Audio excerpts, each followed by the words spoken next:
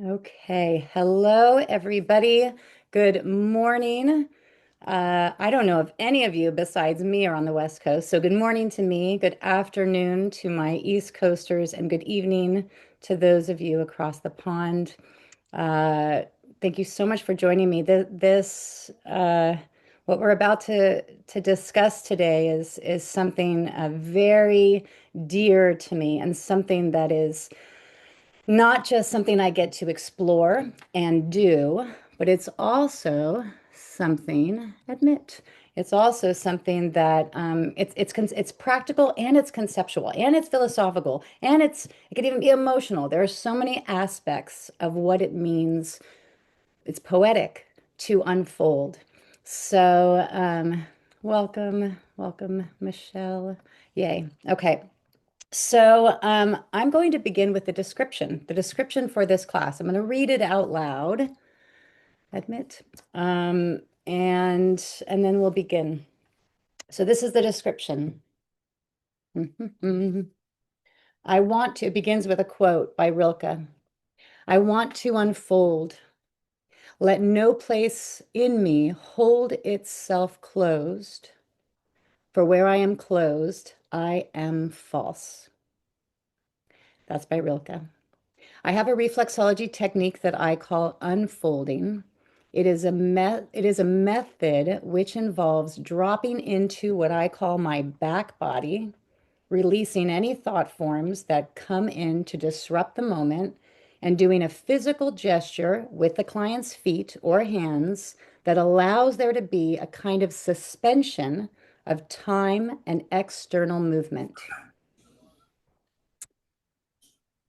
In this class, we will explore this technique and its counterpart, folding. Alas, one folds to unfold. It may also follow that we learn to unlearn, we forget to remember who we truly are, underneath the concretization of matter, that we intellectually, emotionally, and energetically have the capacity and inherent ability to unfold.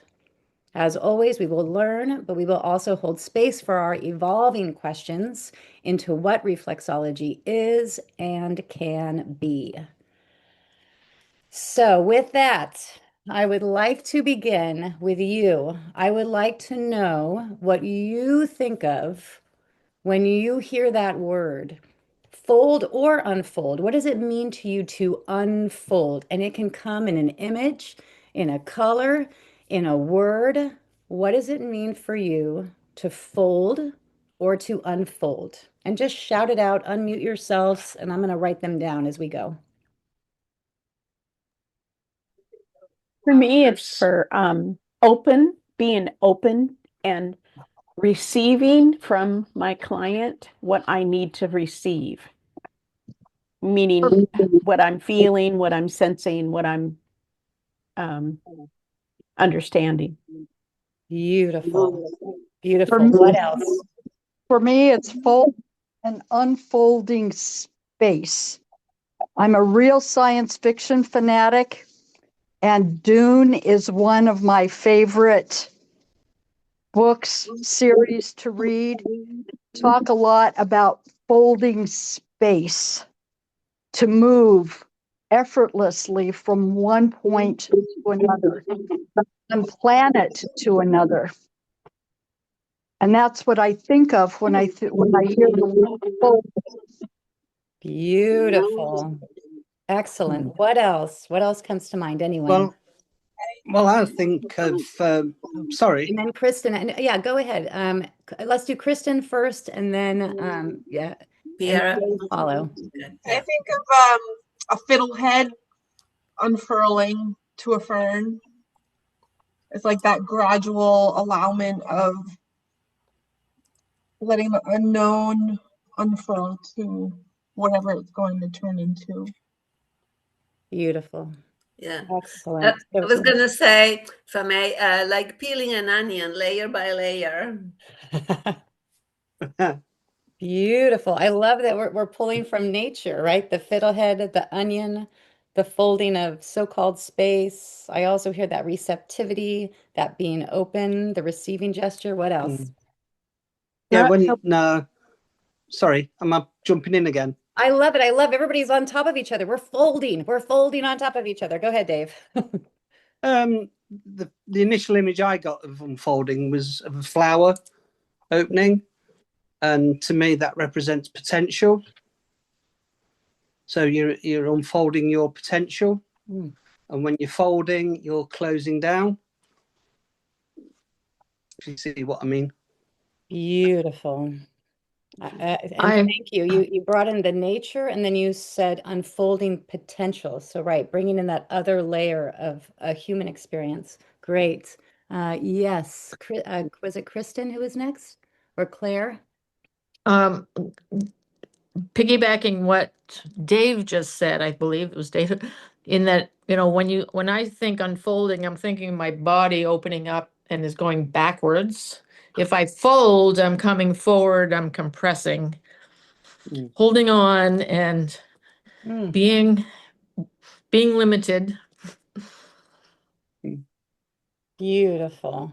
I really love what you just did when you said my body falling back, that gesture, and then the collapsing forward.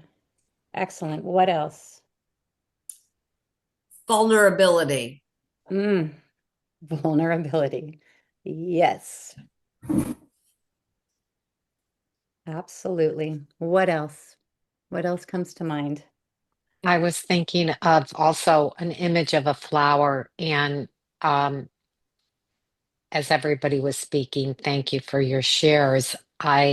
In that flower of rebirth, of growth, change and growth, unfolding, folding. Gorgeous. I feel like it comes to mind of like of lightness and then heaviness. I feel like I kind of feel folding would be quite heavy and unfolding would be quite lightening, if that like lightening the load, if that makes sense. Totally. Absolutely. I love it. I love that people are calling forth like images in nature that come to mind. I'm even thinking when I think it was Kristen that said the fiddlehead, right? That idea of even like a shell, or this idea of the heart being an organ that actually unfolds and fold, right? There are things in nature that we can see.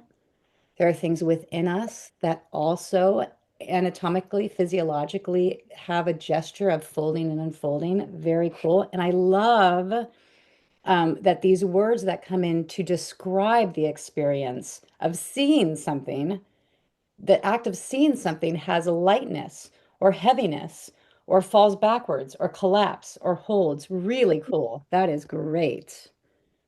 Anything else? What else? Can you hear me? Yes, I can hear you. Okay. All right. I don't know if you see me. I need a little help with the tech here. But like others, I thought about a flower, and for me, the image came of a lily, and it opens, and there's that center where the stamen and pistil is, where it's gold. And I feel, well, I haven't thought of this before in doing reflexology, but opening myself in that way, clearing everything so I connect with somebody, and I give them my best. But then also the ability to close after, to protect myself a little, something like that, not to all be open. In that way, it takes a lot of energy to, I think, sometimes to Uh-huh. connect with the person you're helping. I do work with very sick people, Uh-huh. and I've been told, you got to kind of shake it off or get your energy back. So it's a wonderful concept, though, and I'm curious. Thank you. Absolutely. And thank you so much. That image of you said, and then to close after, right? And with Mhm. that image of a flower, there are certainly many flowers, at least that Mhm. we can very much see, that close at night, Mhm. right? And thank you too for saying just that phrase, right? I hadn't thought of that before. Yeah.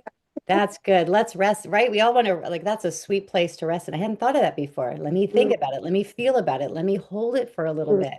Possibilities. So good. All right. Anything else? And welcome, Jan. I know you just came in. I was asking the question, what comes to mind when you think of those words folding and unfolding? So anything else? Any other spaghetti on the wall?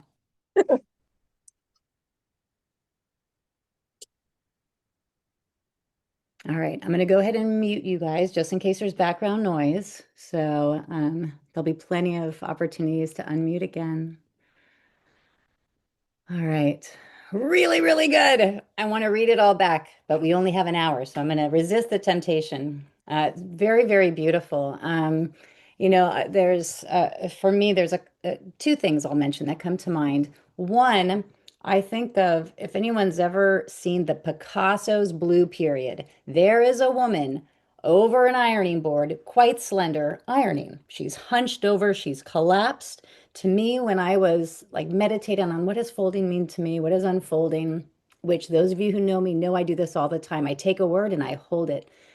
I just kind of like suspend time and I be with that word for a little bit. What does this actually mean for me? Not what have I learned, not what Google says. What does this feel like for me? Right? There's possibility in my ability and my capacity to be still and hold a word, just a simple word or an image, to look, to gaze out at a flower or a leaf. What does this bring up? What does it consider? What does it remind me of? I'm activating parts of my brain. I'm igniting parts of my brain that are helping me give meaning to that which I experience within and without. So when I was thinking, what does it mean to me folding? I saw that woman that I had seen years ago in some museum in New York, right? Leaning over. Welcome, welcome. Oops. Welcome, welcome. Admit. Excellent. Okay, good. So I thought of that with the folding. Kind of reminds me of what Claire did, right? How she said back, like I'm falling back, this opening, and then, or this is how I heard it, and then the collapsing forward. That's the collapse. Contrarily, the unfolding for me, and I think it was Sue that said this, is like an opening, an expansion, an unveiling. Yeah, I also think of very literally, welcome, Gina.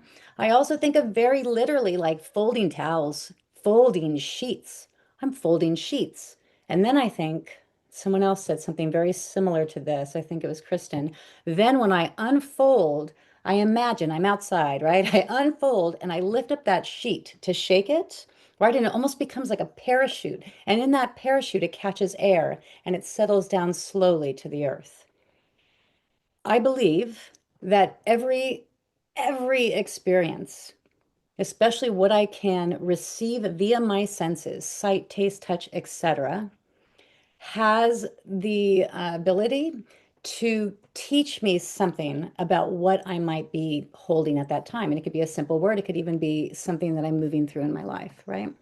Admit, welcome, welcome.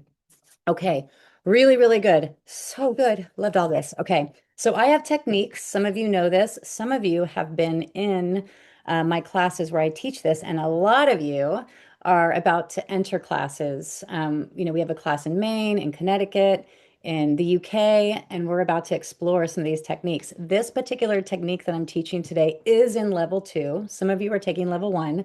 So this is to introduce you to where we're going, what the future holds, right? All right. So I have these techniques. They're called folding and unfolding. They really rest in that possibility of what might it involve, right? So I'm going to ask one more question before I show you what it is. I would like to know, what do you think? Those of you who have not learned it before, so Sandy, hold tight because you have done it before. I have to look again to see who else has been in level 2. Oh, Liz, you've done level 2. What do you imagine, those of you who have no idea what this technique looks like, don't know how I do it, what do you think folding and unfolding looks like reflexologically? As a reflexologist or person holding a foot or a hand, what might it look like? What do you think? And again, just unmute and speak out loud. I would imagine that it's engaging your hands to their feet and energetically feeling what is necessary for you to give and receive back, and being open to that through your hands touching their feet. sort of a, and also sort of a greeting to them. I'm here. I'm touching your feet. What are you telling me? What is your body telling me? I'm here to receive. Beautiful. I hear it's a greeting. I hear there's an engagement, my hands to their feet. I hear it might be energetic. I hear there's a give and receive, and I hear there's an opening. Is that right, Sue? Okay. What else comes to mind? I would think maybe opening and stretching the chest area, maybe doing energy links on the solar plexus, something like that. Excellent. Good. So I'm hearing stretching of the chest reflexology area. Is that what you're saying, Dave? Like a stretching Yeah, of yeah, that area? Okay. So stretching of that yeah. area or And, solar plexus linking. and this Mm. is Suzanne. I the time where I have felt at times um, as if I'm kind of connecting with mostly with the other person is similar to what the previous person said, where somehow I'm trying to remember, but it is around the solar plexus or the breathing, where I don't know, kind of in my memory, that's where something a little different happens, where I respond. Or thank you. Excellent. Good. Okay. So I hear again, and both of those kind of calling out too, the Mhm. solar plexus, the breathing, and that word that I respond. Excellent. What else? For me, it's working the body in layers, study, excuse me, from the outside to the inside. And that's how I usually visualize it. Very cool. Okay, nice. So that's what you were saying earlier with like the onion. So this might mean an involvement with the layers from outside to inside. Awesome. What else? I was imagining like an actual like physically like folding and unfolding, like pressure and release on different parts of the foot. Yeah, groovy. I love this. Okay, anybody else? Any other spaghetti? So cool. Okay, I'm going to mute you again just for your background noise. A lot of you don't have any background noise, but just in case. Okay, excellent. And so I just heard you say it's a literal gesture of folding and unfolding. And then I also love that word. You said it's like a release. All right, so I'm going to show you a clip. I'm going to show you a clip of what folding and unfolding might look like. I will say that this technique is very experiential. It must be felt. It must be explored. Seeing has limitations, right? If you've not heard it before, right? We see like 0.1, what reality we see like 1% of it. What actually exists is that which we don't see, right? So seeing is very limited. Another example of that would be like, oh my God, those blue jeans are great. Blue is the one color those jeans are not. And yet I'm committed to being like blue. Those are blue jeans.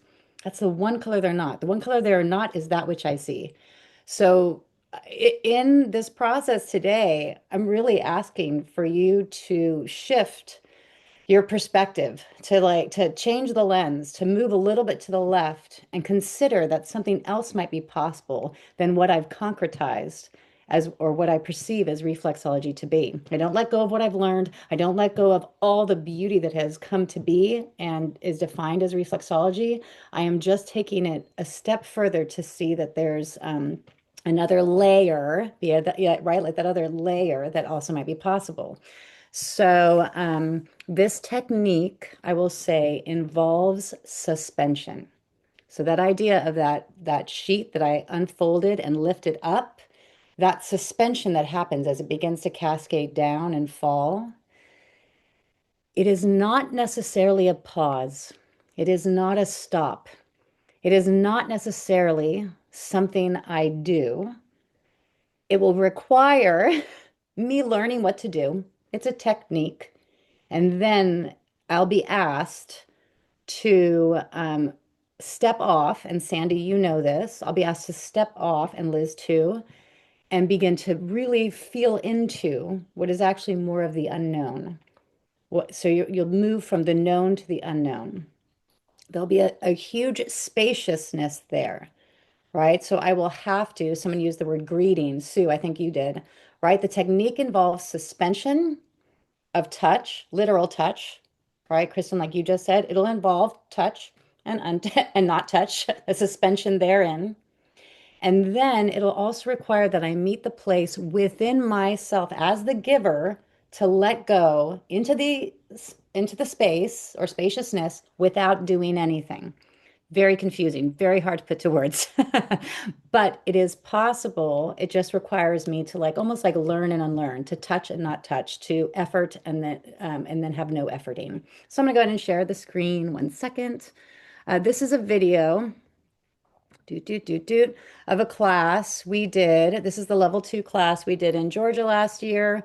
So I'll just show you a little bit of this, starting at Georgia at 128. All right, I'm gonna go ahead and share my screen. All right, so we're going to make that big, let's say. All right, and now, so 128. And we're going to watch for about 1.5 minutes as I take you through this.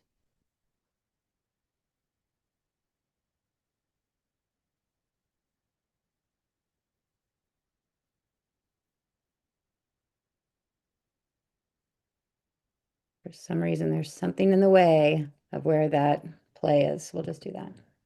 I just did one. I'm going to do unilateral stirring the soup. So I did a thumb swish and unilateral stirring the soup.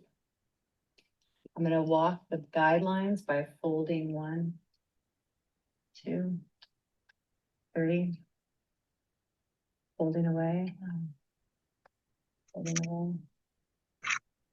When I fold away, right, I'm folding away. And what's happening is I was in here. When I fold away, I depart. So I'm going into the tissue.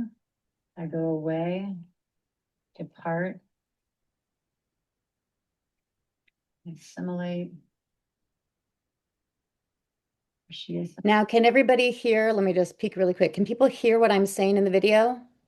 Maybe very lightly, right? Okay, good. So what I'm talking about is this folding and unfolding gesture, very similar to what Kristen just said, right? I am thumb walking maybe, or I'm pressing in and holding. As I walk, 1, 2, 3, there's a moment that I can either fold into the point, or I could fold into the point and I depart from the tissue. As I depart from the tissue, this is the unfolding gesture. It is in that moment that the person has the opportunity to unfold themselves. This is always almost 100% of the time, the moment that the person takes a big old breath.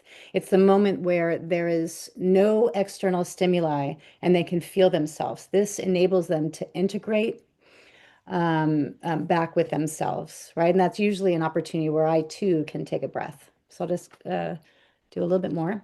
The information, because remember, everything is information. So this is information, how I am. Simple thumb walking. So most, probably I think all of you today know how to do that. I'm simply walking guidelines and then I'm taking the tissue and folding it in or towards the point. And you can see with my other hand, I'm actually doing almost like a side to side gesture.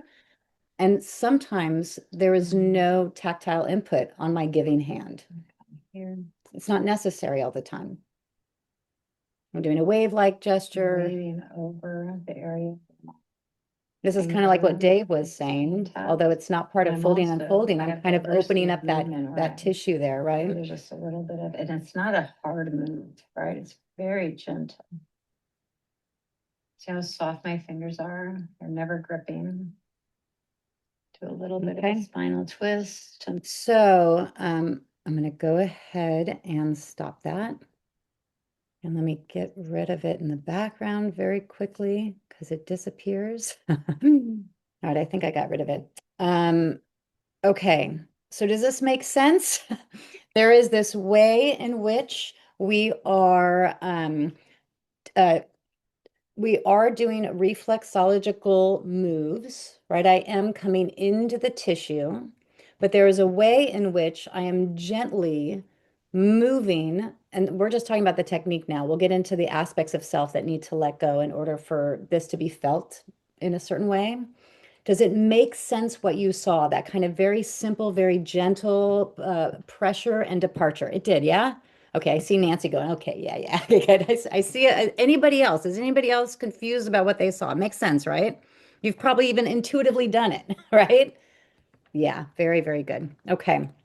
So, to fold now we're going to do it together. We're going to do it in a little bit, but I want to talk a little bit about it first, because to fold and unfold in a session, it's not just doing the move. That's the move. You just saw the move. And I'll show you the move and we'll do it on our hands. But first I want to talk about focus, expansion, and letting go, because how I am, my state, will determine how that movement is received. So reflexology, and my concept of mapping, reflexology mapping. I'll talk about that and how I believe there is an expansion that is also possible. So reflexology and my concept of a mapped, and I would say even expansive or expanding universe. So the idea that mapping works exists because it can exist on a large scale or a small scale. So the universe or reflexology to me is mapped. All of this is mapped. It's reflexology is just a little micro version of a macro whole, right? My whole body is mapped in a micro area, a smaller area. So that's true. And yet there is also the possibility that this has an expansive possibility conceptually. So I love that people brought up flowers and fern heads, and I was thinking of the shell, and we see these replications. It exists in reflexology. It is reflexology. Reflexology is a smaller version of a larger whole, but it's also in the universe as well. And they're patterns. Patterns are placed in different points, kind of like geographic coordinates, right? So I could think of, if I'm looking at the reflexology map, I could be like, there's a spleen, there's a thymus, there's, reflex areas or points, right? There they are. I could also map it out or extend it to my actual environment, right? So California, New York, left knee, right shoulder, right? I can really like Italy and Spain, liver and spleen. You could even take it into the constellations. And I say all this because I consider it, and it doesn't have to be even something you believe, but consider the possibility of replications on every level, just for kicks, right? So at the end of the day, you could be like, no, that doesn't make sense for me, but hold it briefly to see if it makes sense at all. So if I were taking it really out there to constellations, I could say, there's constellations like Hercules, right? Or there's constellations like Perseus, right? Or there is, Hercules mapped in space. If it were replicated on a smaller scale, not that this is true, but if it were, that could be a left hip. Perseus could be pineal gland. So these replications are actually mapped in so-called space, just like they are mapped within our own anatomical form and placed on a smaller version within the hands and feet. So the nature of any mapping system requires me to look at the greater expanse, because that's how we know there's a map anyway, because some people figured out how to look at it's macro micro theory, look at the macro, look at the big stuff, and then take it down to a micro version. So I think of this too like convergent and divergent focus, right? So, and I believe in life, there's a real opportunity to always dance between the two. So, convergent or divergent focus or attention, convergent would be like converging lines, right? Converging is like focusing in, right? That very logical, very exacting kind of focus. I am seeing the point. As a reflexologist, I might be like, I'm going to work that heart reflex area, right? That would be a very narrowed focus. And a more divergent focus would be more creative, more expansive, more widening. What else is possible? And this could be energetics. Sue brought up energetics earlier. So reflexology, I believe, is an evolving practice. And I believe I'm an evolving person. So I really want to place myself in a position where I can be very playful about my perception of what reflexology is and can be. Okay. Um, so in that way, then, it's important, or it's not sufficient to simply look at the feet, right? So if I am to discover anything new, and I think about this with relationships too, if I'm to discover anything new about my partner, I can't have placed them in a box. I can't have decided who they are, because on any given day they might wake up and become quite different. So if I'm just to discover anything new about myself, about another person, about this thing we call reflexology, I got to be really in the present moment to see what might unfold. I must turn then my gaze inward and see if there's any way that I'm limiting my perception. Right? I often will talk about how with clients, it might be quite easy. And some of us are trained this way that we say, how's it going? You know, what's wrong? What's going on in your life? And the person says, I have IBS, I have this, I have that. And then we go, okay. And we work, we work the areas to help or fix that issue. So we're going directly to something. Nothing wrong with that. Nothing wrong with that. In my practice, I've learned that the more I depart, just like departing from tissue, the more I depart from what I think I know and who you think you are and who I think you are, the more there is this real potential for me to really see you.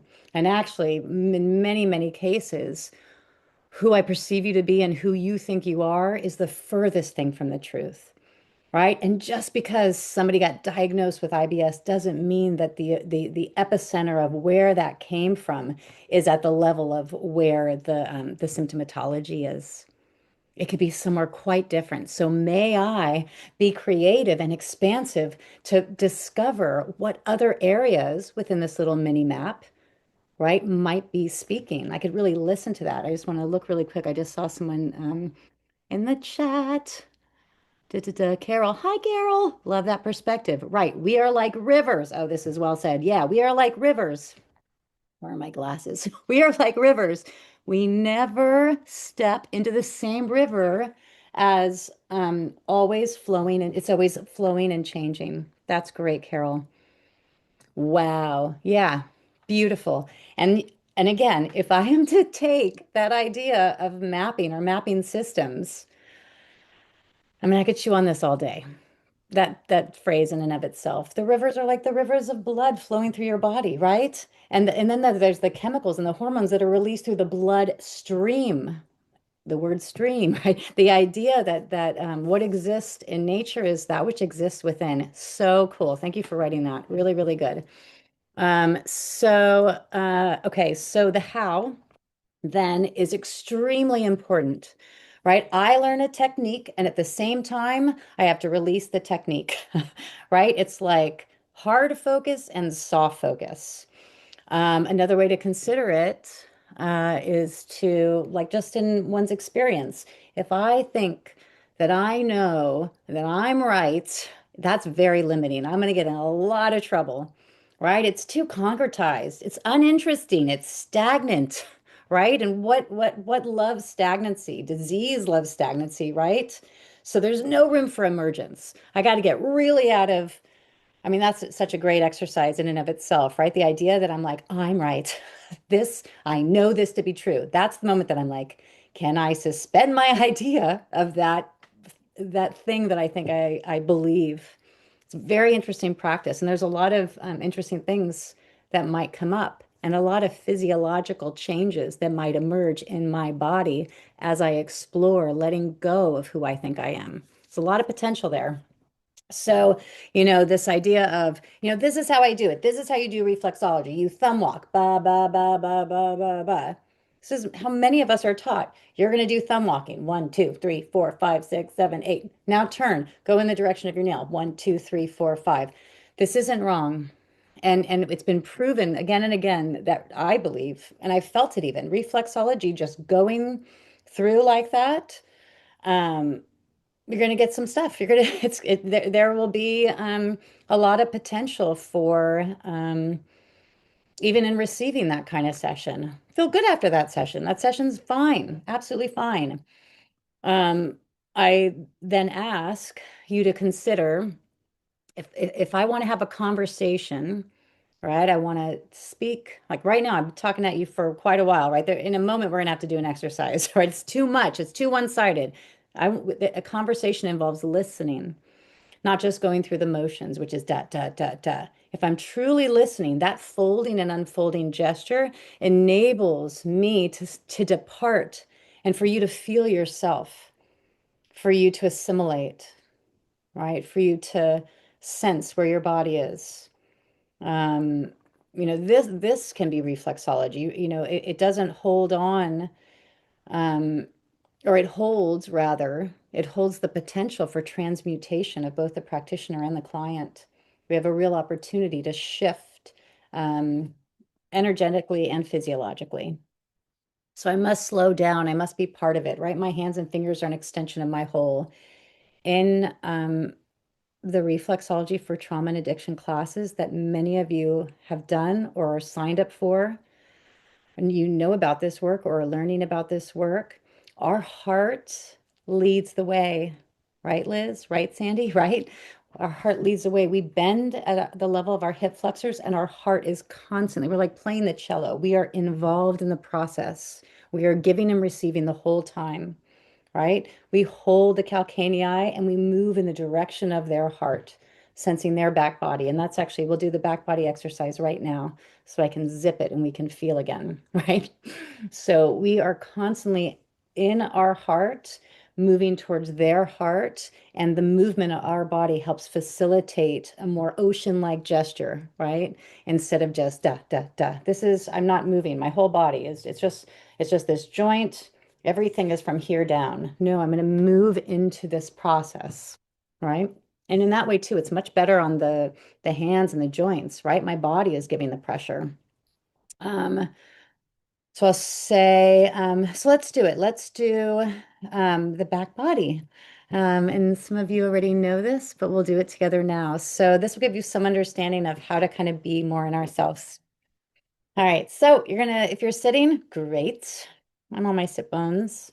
I'm gonna really sense and feel the crease between my thighs, my belly, on my sit bones. I'm gonna relax my jaw. My neck is free. I actually just had a little gurgle and a burp, right? Because I started to settle and I'm in my body. I might look down. My belly is soft. My neck is free. And what I'd like you to do when you're ready is you can look up at, if you have me in focus or others, you could just look at me, or if you're in gallery mode, you could look at everybody. And I want you to explore lowering your chin. And I want you to envision that you're seeing me and you're letting me see you. So that means that as a practitioner, I might often lean forward and go, yeah, go on. Yeah, we can do that. I might be more of like this coach, right? I'm leaning forward, my eyes are focused. No, no, no. I'm going to lean back and I'm going to soften I'm sitting in the back of my eye sockets. So can you be in the back of your eye sockets? Your eyes are so soft. You might get an inspired breath, one that comes out of nowhere. And you're just going to witness whoever happens to be on the screen. It might be me, it might be a whole bunch of people. And you're going to see if you could soften your eyes and let yourself be witnessed by whoever you're looking at right now.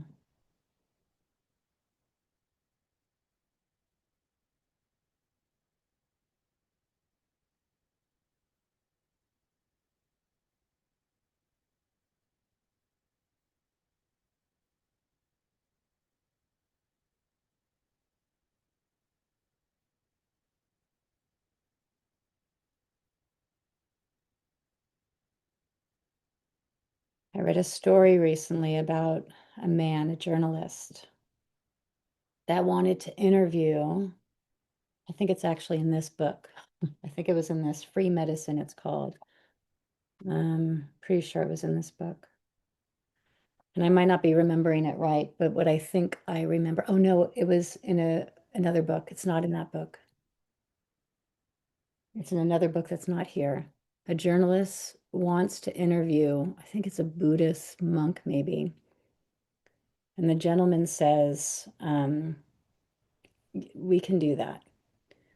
But first, I want to meet you. Let's converse, you know? And when that journalist comes over, they sit across from each other, and the Buddhist monk says nothing. And they sit for hours and hours and hours and hours and hours. And at the end of that, that journalist says, I don't need to interview that man at all. I know everything about him, and he knows everything about me. So that idea that, like, can I have the courage? Can I have the courage to really see somebody and be seen? We do it in level 2 too. In level 2, we start in circle and we go one at a time. Everybody gets very scared. No one wants to take level 2. We sit in a circle and people look at us. Sounds awful. It is so emotional, right? Because we're letting someone witness us. This is part of my teaching because I believe when I become softened and my authentic self, I have more to give to my clients in the world. If I'm just coming in and saying, "Oh, I got you. We can do this and we can fix that and control that," and you know, it doesn't rest in the sweet spot where I believe healing truly exists, which is in the interaction of two people. There's a practitioner and a client. I'm not fixing you, right? I'm present for a healing process to unfold. Does this make sense? Do you agree? Do you, what else is possible? Is there another insight that comes in when you hear that? Has that been your experience? What has been your experience? What are you thinking right now?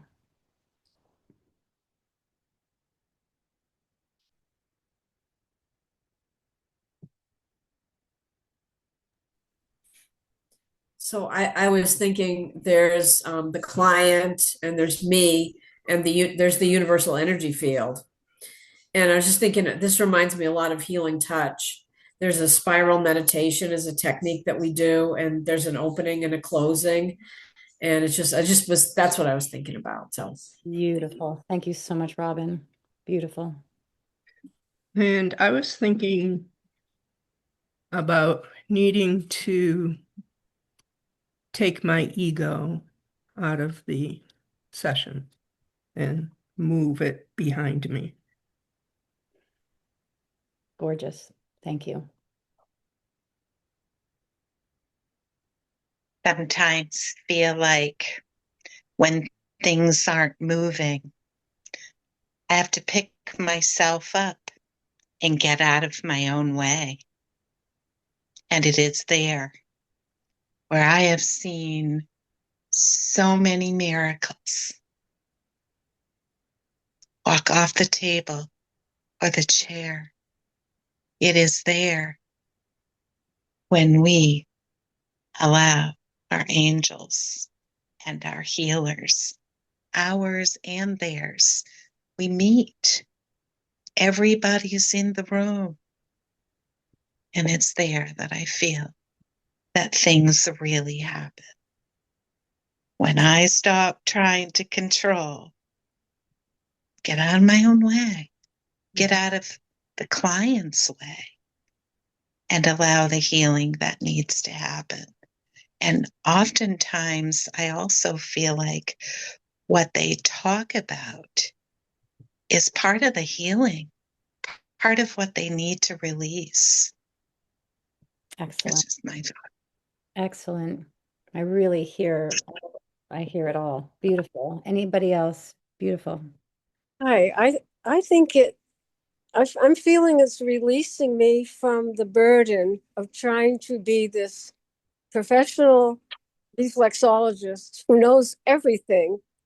It's just taking a layer off and telling me to, be my authentic self. It's almost like and a little bit like, the fire or the wounded healer, who you really are, and be present.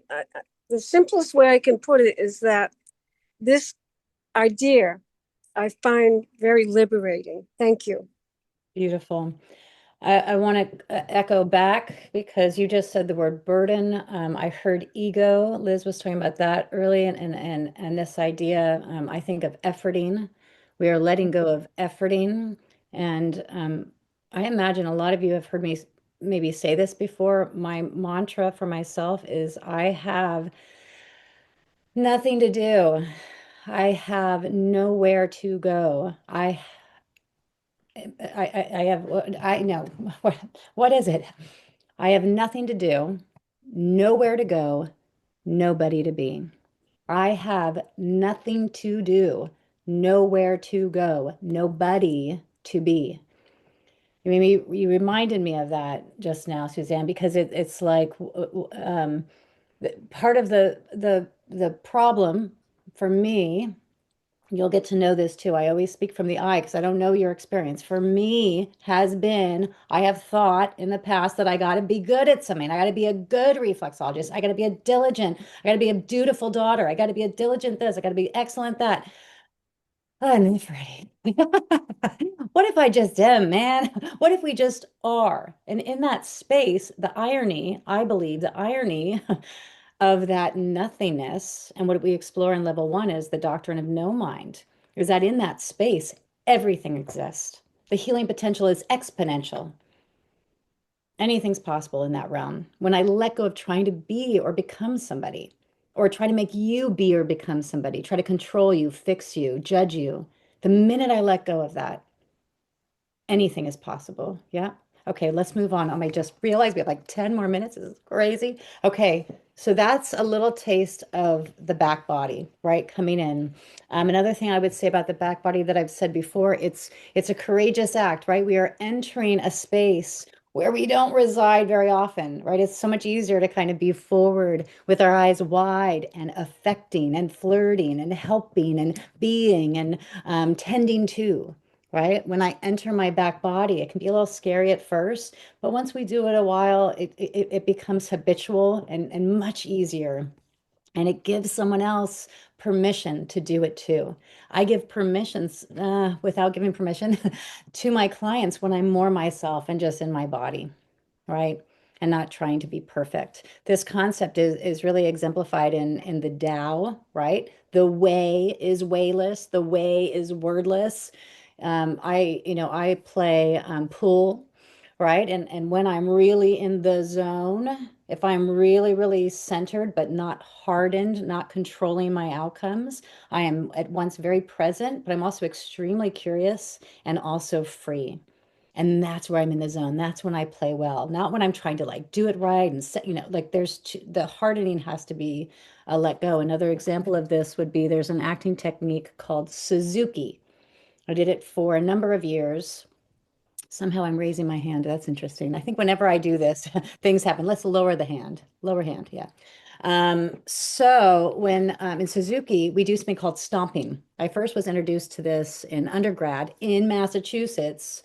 It was called Suzuki Stomping, and they play this almost like circus-like music, and you're stomping around the room. It's insane and difficult. And also, stomping means you have to bend your knees and try to get the top of your knee to your chest, bent down. I mean, it's Suzuki created a technique that is kind of impossible, but you're doing it as best as you can, given the limits of your body. And what happens is you exhaust yourself trying to do this very difficult technique. And there comes a point where, and I remember it like it was yesterday, where it's like that convergent focus. It was like it just started to narrow, narrow, narrow, narrow, narrow.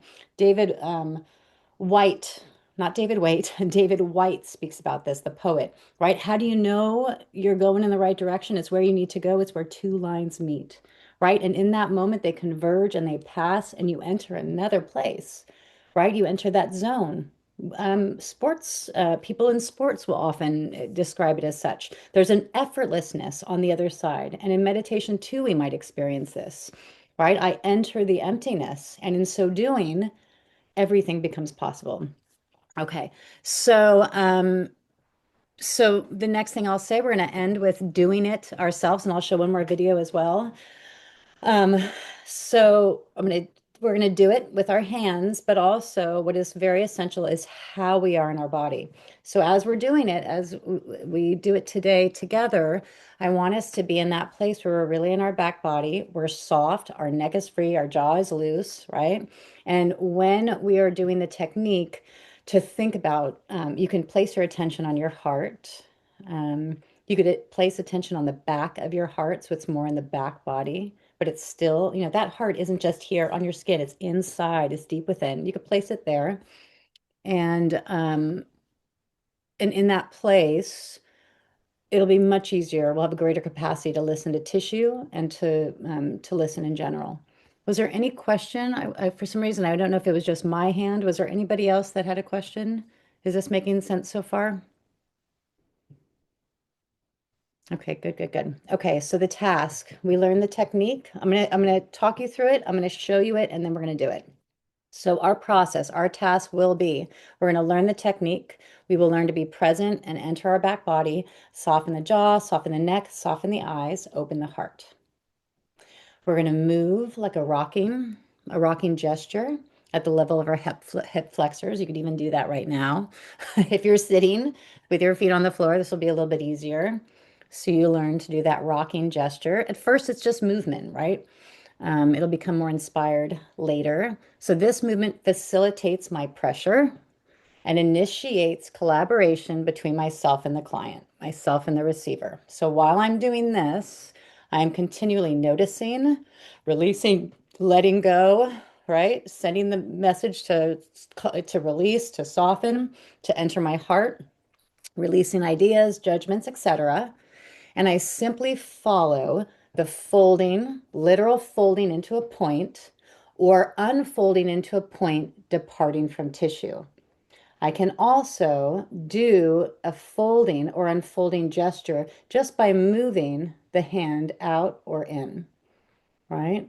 So I'm honoring the inspiration that comes from the fold and unfold.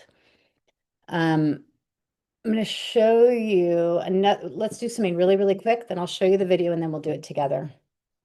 So your hands are like this. Put your hands like you're playing patty cake. And then you're going to come in with your pinky first, and then all the other fingers follow. Let's just do that again. So pinky, 4, 3, 2, 1. And then you go thumb, 2, 3, 4, out. So if you put your hands up like that, I want you to try it again to go pinky, fourth finger, third finger, second finger. Then I want you to curl your wrist towards you. Bring your elbows to the side. So now they're in, and now they are out back to patty cake. Okay, so your hands are up to the sky. If you've ever done flamenco, this would be one of the moves you might learn. You come in pinky, 4, 3, 2, 1. Bend wrist towards you. So towards me. Come out, elbows out to the side and out. So this is the gesture if I were doing it faster. In, out, in, out. It's actually really nice for the wrist too, to have all that movement in there. And you could actually continue to roll in this way. So this is actually a gesture you would see, and you could do it the other way too. So you could fold in and then fold out. And you would see this in flamenco, right? So I bring this up. One, it's really good for your wrists and your fingers, right? But also when I'm doing a folding in gesture into a point or into an area, I am actually doing this wave-like gesture for self-care, my receiving hand is folding in like that of a flamenco dancer as I go into a point, right? So there's this undulating gesture into a point.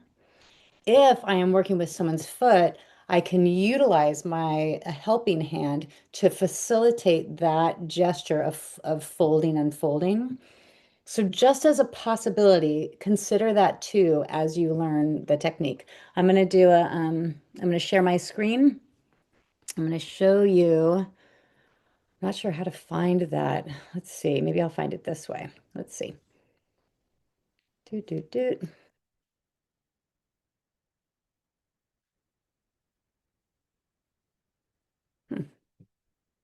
Okay.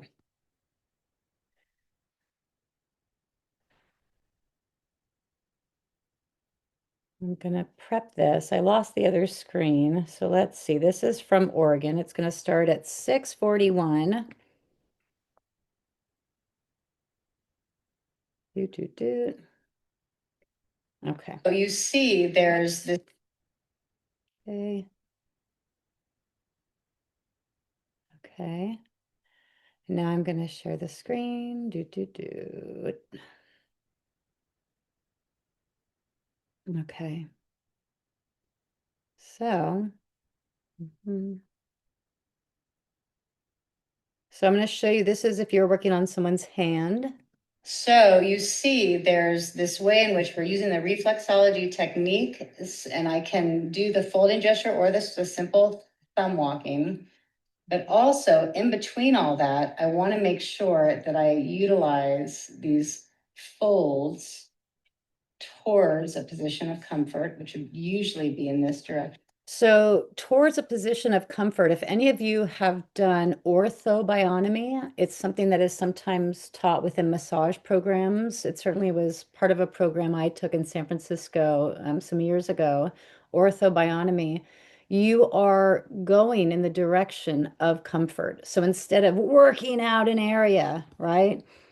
Working out an area and making it so something is expanding and prying it open, right? Digging your elbow in, as you might see with massage, right? Instead of that, I'm actually taking maybe a shoulder. So say if someone has like something going on with their pec, if I was on the actual form, I would press into there, and instead of pulling away and trying to expand it, I would come in the direction of where it felt most comfortable. So reflexologically, if I'm at the level of the hand, I can move towards the direction of comfort instead of trying to make the hand feel bigger or working out the crunchy bits, the change in that tissue texture. Instead, I come into itself and I gently open where their tissue and hand or foot is telling me to go. I don't go beyond that ever, ever, ever. And then I stop. I take a breath, maybe they take a breath, and it's an opportunity to integrate without stimuli. This is stimulus, stimulus, stimulus, stimulus. So in order for both of us to integrate, regulate, we have to pause. You can come back here.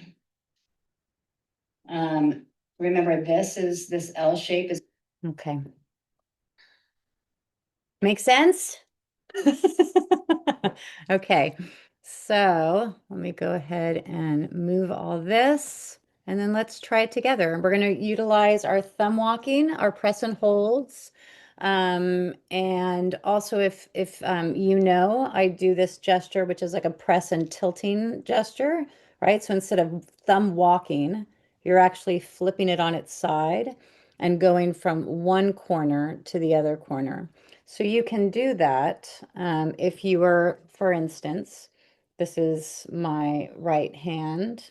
If I was pressing in at the level of the gallbladder, I could, from here, rock up and down. Instead of thumb walking into it or pulling out, I can rock side to side. So I'm actually going from on the tip, one side of the nail, traversing across to the other side. If you've ever seen those Japanese knives, right, that are like that arc, I'm going from one side to the other side, one side to the other side. So you're not doing that gesture.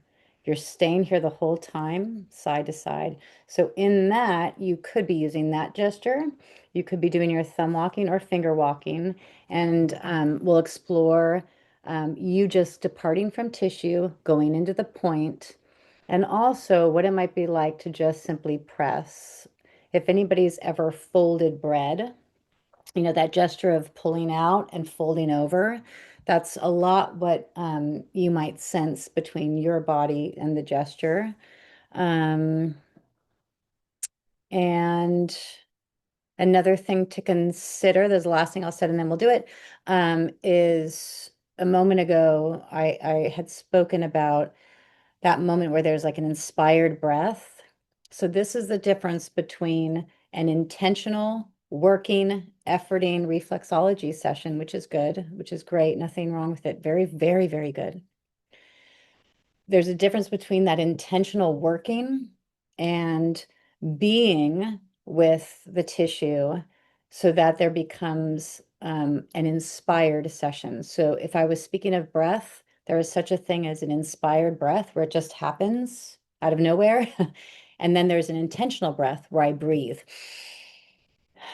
So I want this session to be like an inspired breath where I'm that in tune, that listening to myself and another, and I'm letting go of the efforting and the intentional breath.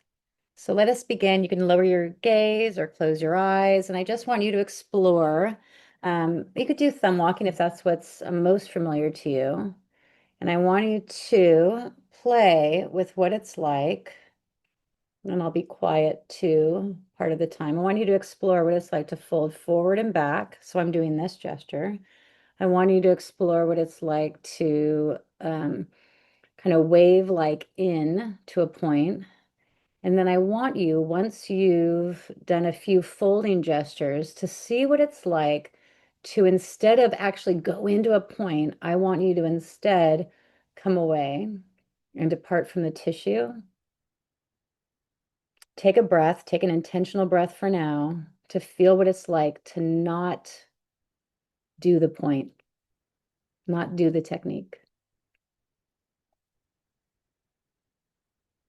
And do both hands.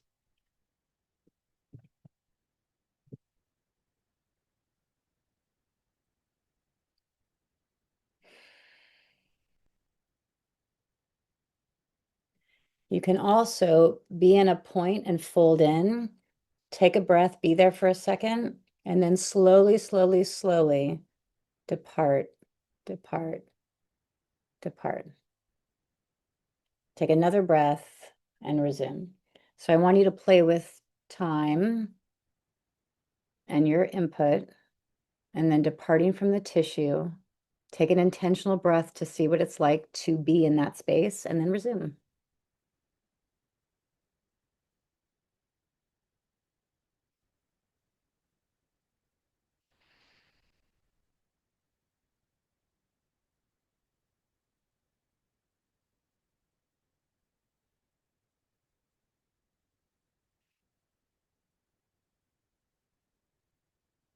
If this is difficult, I encourage you to just do a point, hold, maybe even count to 5, and then depart. So you're going to make it more systematized. So you go into a point, count to 5, take a breath, and then come out. And as you come out, slightly move the receiving hand, and then try another point. So you can get the idea of what it's like to feel input, no input, breath, and folding away.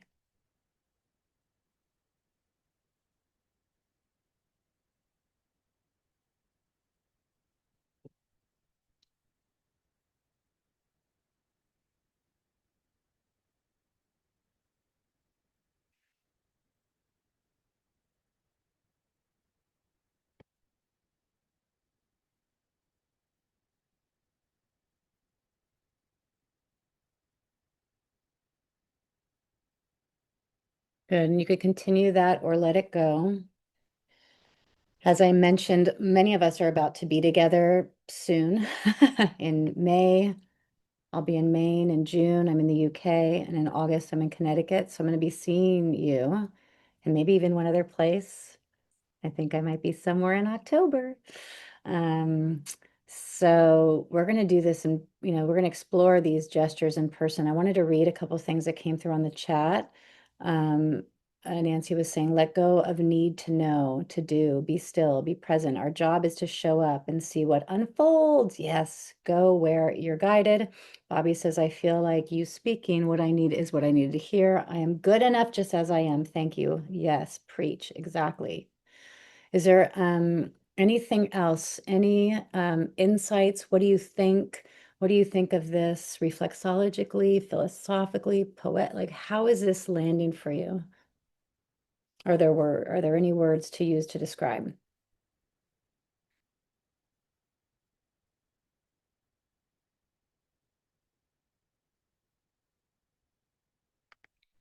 Are you all sleepy? How is that? How is that for you?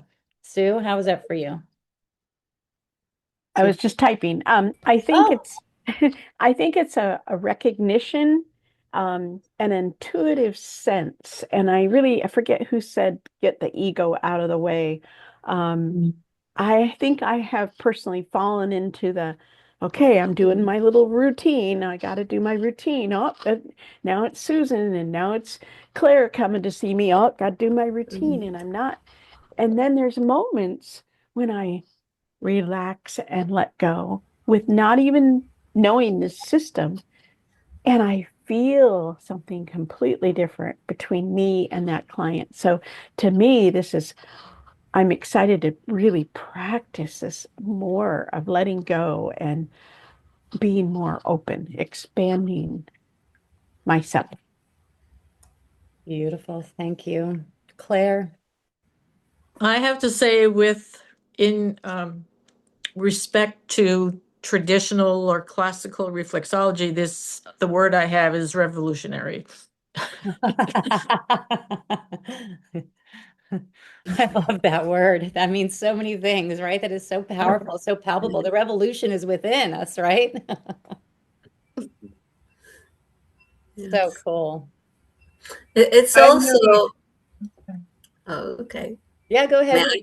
Yeah, okay. So it's actually also responding to the clients, the way they are, because sometimes you kind of do have to break away. Sometimes you do have to stay there and see how they respond and kind of work with them. So it becomes that kind of connection where everything kind of falls in place. Mm. Oh, I like that. Yeah. I like that. Those words too, you said. Everything falls into place. Again, the words we use are pretty palpable, right? They really kind of determine how we, what is it? It's always attributed to Einstein. Who knows if he actually said it, but he certainly considered it. How I live, well, how I see the world would be determined if I consider this world kind or hostile. How do I, how do I move through this world? It's a palpable question, and I might have to ask myself daily.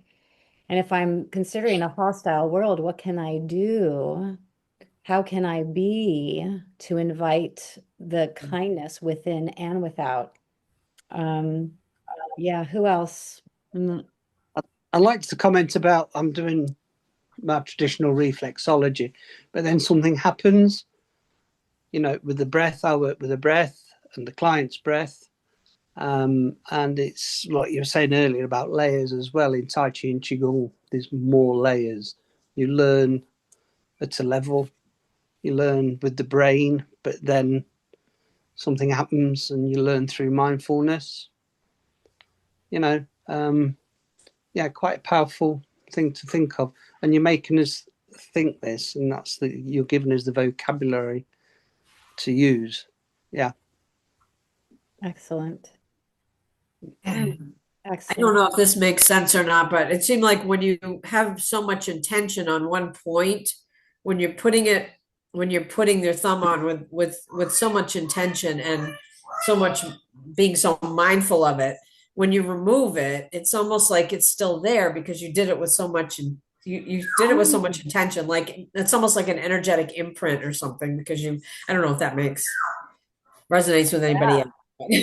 very interesting. Yes, I really love that.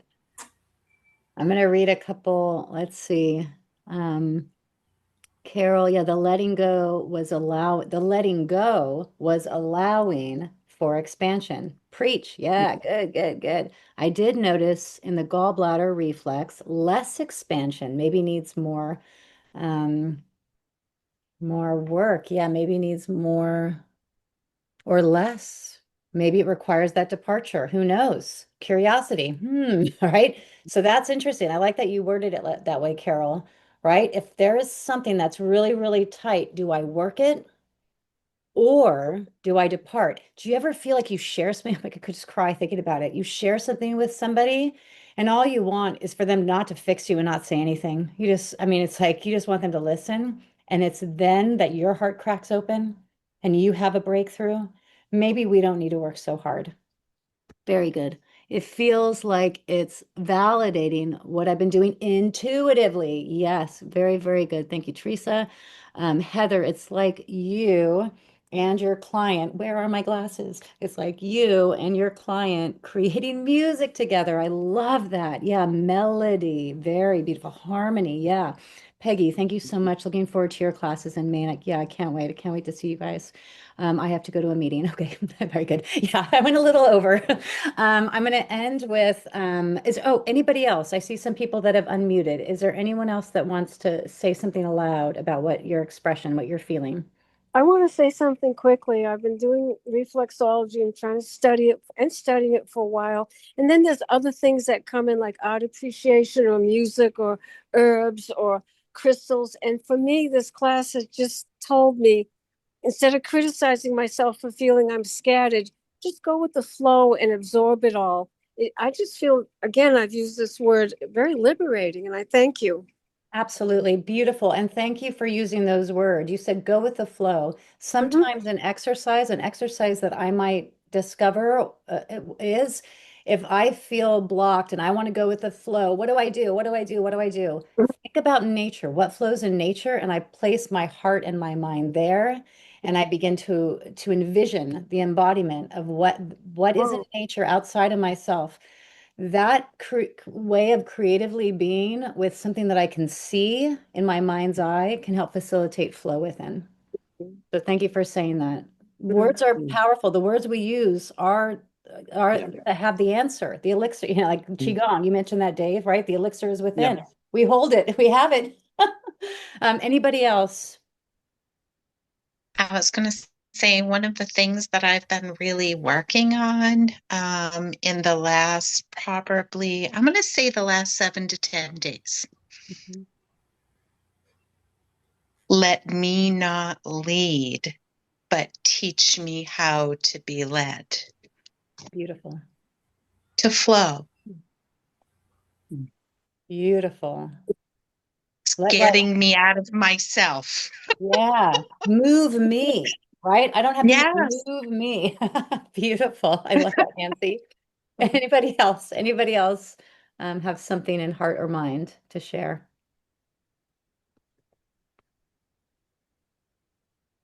Kristen, you're unmuted. Do you want to share something? Likewise,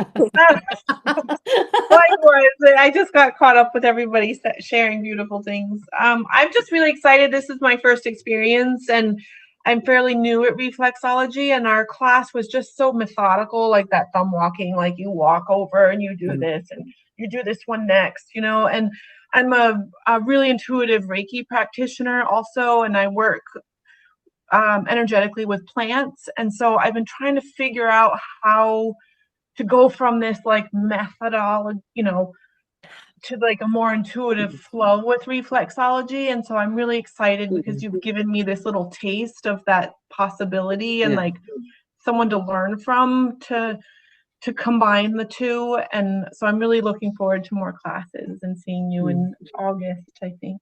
Oh my God. Yeah. Okay, Kristen. Yeah, go ahead, Dave. Yeah, but that mythology is so important for structure. Yeah. But then we bring ourselves to the table, so to speak, and we bring our, I was told I was using Reiki, and I never knew what Reiki was. Right. But you bring yourself to the treatments afterwards, and this is what you're learning about a flow. You get into a flow. Very important, the structure, but very important also expanding, opening yourself. Totally. Yeah. Yeah, I love that, Dave. Right, it really is. We learn, and it happens in many different crafts. We learn, and then we have to throw it away. But actually, when we throw it away, it's still there. We're still using it. We actually don't get rid of the technique, right? And I'll say it in that level 1 class too. We're not going to get rid of anything we've ever learned before, ever. We're going to use it all. We're just going to expand this other possibility. Very, very good. I'm going to read a couple things, and then I'm going to end with a kind of question for you all to take with you into the day or night. Susan, Or night, my UK friends. This was fantastic. Oh, Susan, thank you so much, Chantel, and everyone for their insights. Yeah, it was very helpful. Have a beautiful day. Yes, Teresa, I live a few hundred feet from, yeah, from the river in Maine. It always reminds me to let go and just flow. Oh, so cool. Very, very cool. Okay, so I'm going to leave you with this possibility, something to consider, something to ponder. In reflexology, how I perceive it, we are this, not just reflexology, anatomically, physiologically, we are a messaging system, right? I receive signals from my external environment. These signals, sorry, I'm going to go ahead and mute everybody just really quick because there's a little bit of feedback. Doot, doot, doot. Beautiful. Very, very good. Very, very good. Okay. So yes, so these signals from my external environment are communicated thanks to my central nervous system, right? That is to say, within me exists an ability, right, without conscious awareness to comprehend and make sense of what is outside of me. I have something within me that inherently, intuitively, unwittingly, without conscious awareness, is able to process what is outside. So cool, right? Through my senses. That's one way I do it, right? So through taste and touch, what touches me, sound, sight, smell, etc. Everything outside of me, out there, out here, that is external stimuli. External stimuli. It's first processed or it's first experienced sensorially, then it is processed internally via my central nervous system. This is the possibility, something to consider. In a quantum world, there exists perhaps an experience that folds upon itself. We see in the brain these folds, right? Which is great. Those of you who are in my brain and pain class, right? It would not be good if our brain was just an orb. It would not be great if our intestines were just an orb, right? Those folds allow for processing more area, more surface area folded, more processing. At the level of the cerebellum, we have the folia, it's endless folds, seemingly endless folds for processing. So, might it be true that an experience could fold upon itself, that something might exist all at once at the same time? So, a representation of that might be there is no this or that. There is only that. So, there is only us together being. I am that, right? Everything existing all at once. Is it possible? I want you to ask yourself the question, is it possible that there is just one? There is just this. Is it possible then that everything is existing all at once, which would mean that there's a folding gesture like that which we see in the brain, that everything is existing all at once, but because of our frequency, we have slowed it down so that we experience time. Just is it possible? No answer. I have no idea what the answer is, by the way. There's no answer. I don't got it. I don't have it. And also, like, can you prove it? Can you prove that it's not true? That's always a fun place to reside, right? You can say it's impossible that it exists all at once. But can you prove it? Who knows? So I want you just to sit sweetly in that question. In philosophy, there is something that is referred to as the hard problem. Some of you might have heard. The hard problem is, how can I explain consciousness? What we're doing here with this experience, what that which is understood by the brain, what is subjective awareness? How can I make sense of this? We are so distinctly ourselves, and what we bring to our practice, whether you're a reflexologist or not, a student, whoever, we're distinctly ourselves. So cool, so unique. Our experience is qualitative, right? Our conscious experience it can be referred to as qualia, right? It's qualitative. It isn't just if this, then that. It isn't this sequence, right? So my experience of a thing may be different than yours, based on past stuff, right? In the most simple way. My foundation, if I consider myself like a house, my foundation might be faulty some days, right? The lock's temperamental, the window's not aligned, right? The painting's not leveled. The quality of my experience is based on my past. May I be curious to rest sweetly and distinctly in the present moment. I get there by entering my back body and letting myself be in my body now, letting myself be witnessed by another and truly trying to be witnessed to another. So the question then I ask of you is, do I have the potential to move beyond any limited perceptions of self and others? Do I have the capacity to unfold into whatever, whatever, whatever you envision? Do you have the capacity? Do you wish? Do you dare to go into the unknown, to unfold? That's the question to consider today or tonight. And we're going to go. We went over time. We went over an hour. Thank you for being with me. Some people had to go. Have a beautiful day. I would love to take a picture of all of us maybe before we go, and then we'll go into our days and nights. Does that sound okay? Yeah. I'll stop the recording, but then we'll take a picture as well.